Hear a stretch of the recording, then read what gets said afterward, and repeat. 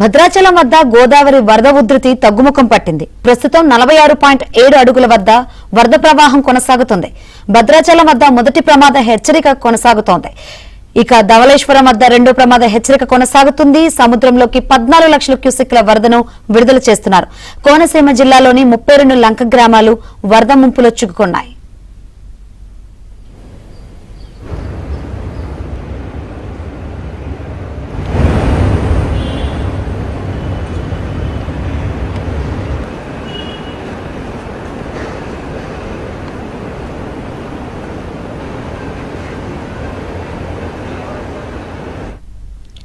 భద్రాచలం వద్ద గోదావరి వరద ఉధృతి తగ్గుముఖం పట్టింది. ప్రస్తుతం 46.7 అడుగుల వద్ద వరద ప్రవాహం కొనసాగుతుంది. భద్రాచలం వద్ద మొదటి ప్రమాద హెచ్చరిక కొనసాగుతుంది.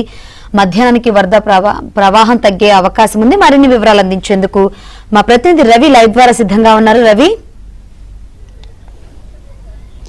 శంకరి, భద్రాచలం వద్ద గోదావరి శాంతించింది, వరద ఉధృతి తగ్గింది. నిన్న ఉదయం చూసుకున్నట్లయితే 56 అడుగులున్న గోదావరి ప్రస్తుతం 46 అడుగుల వద్ద ప్రవాహం కొనసాగుతుంది. 10 అడుగుల మేర తగ్గింది. ప్రస్తుతం 10,50,000 క్యూసెక్ల వరద టువార్డ్స్ పోలవరం వెళ్తున్న పరిస్థితి ఉంది. మొత్తం చూస్తే గత 4-5 రోజుల క్రితం వరకు గోదావరి వెలవెలబోయింది నీళ్లు లేక.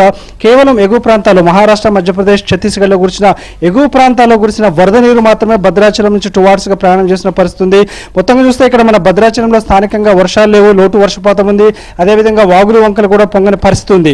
ఒక విచిత్ర పరిస్థితి, గతంలో ఎన్నడూ లేని విధంగా భద్రాచలం వద్ద సహజంగా 3వ ప్రమాద హెచ్చరిక దాటి వరద వస్తుందంటే చుట్టుపక్కల లోతట్టు ప్రాంతాల్లో చాలా జనజీవనం స్తంభించే పరిస్థితి ఉంటుంది. కానీ ఎలాంటి పరిస్థితి లేకపోవడానికి కారణం ఏంటంటే స్థానికంగా వర్షాలు, తీవ్ర లోటు వర్షపాతం ఉంది. మనం చెప్పొచ్చు ఎల్నినో ప్రభావంతో తీవ్ర దుర్భర పరిస్థితుల్లో ఉన్న నేపథ్యంలో ఇప్పుడు ఈ గోదావరి రావడం అనేది రైతులు చాలా సంతోషం వ్యక్తం చేస్తున్నారు. ఎందుకంటే గోదావరి వరద వల్ల స్థానికంగా భూగర్భ జలాలు పెరగడం, అదేవిధంగా సీతారామ ప్రాజెక్టు నుంచి వాటర్ లిఫ్ట్ చేయడం వల్ల ఉమ్మడి ఖమ్మం జిల్లాలో కూడా లక్షల ఎకరాల్లో కూడా ఈ రోజు పంటలకు ఒక భరోసాగా నిలిచింది. గతంలో ఎన్నడూ లేని ఒక విచిత్ర పరిస్థితి ఉంది ఎల్నినో ప్రభావంతో. సహజంగా ఇప్పుడు జూలైలోనే గోదావరి వరదలు రావాలి, కానీ ఆగస్టు వచ్చింది, సాధారణ వర్షపాతం లేదు, లోటు వర్షపాతం ఉంది. స్థానికంగా ఎక్కడ కూడా వాగులు వంకలు పొంగని పరిస్థితి మనం విజువల్స్ చూడొచ్చు. ప్రస్తుతం ఎండ కూడా తీవ్రంగా ఉన్న పరిస్థితి ఉంది. ఇలాంటి అసాధారణ పరిస్థితిలో గోదావరి ఒక 4-5 రోజుల క్రితం కూడా వెలవెలబోయిన పరిస్థితి ఉంది. ఒక శుక్రవారం రోజే 3 ప్రమాద హెచ్చరికలు దాటి నిన్న శనివారం ఫ్లడ్ అయింది. ఈరోజు సాయంత్రం కల్లా మొదటి ప్రమాద హెచ్చరిక 43 అడుగులు దిగువ కూడా ఉంచే అవకాశం ఉంది. Shankaraiah, right, thank you Ravi.